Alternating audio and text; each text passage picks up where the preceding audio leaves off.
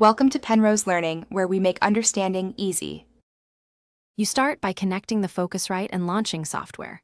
Plug the interface into a stable USB port, then open Focusrite Control right away.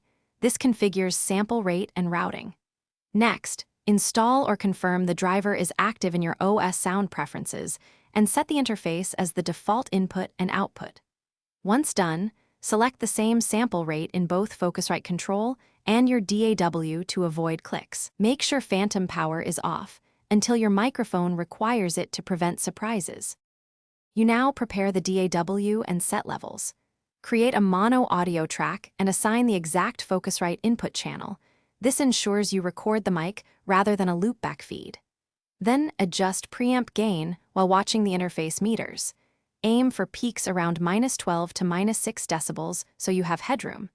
If you hear latency while monitoring, enable the Focusrite Direct Monitoring toggle. This routes input straight to headphones and reduces delay.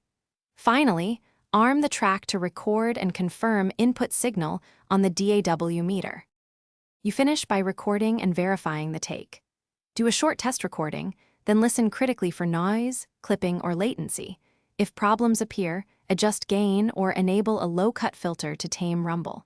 Save your session immediately with a descriptive name and export or backup the raw audio files to avoid data loss. If you get no signal, systematically check XLR/TRS cables, correct input selection on the interface, phantom power for condenser mics, and that the Focusrite driver is active. These steps fix most issues quickly. Thanks for watching. If this was helpful, leave a like and consider subscribing. See you next time.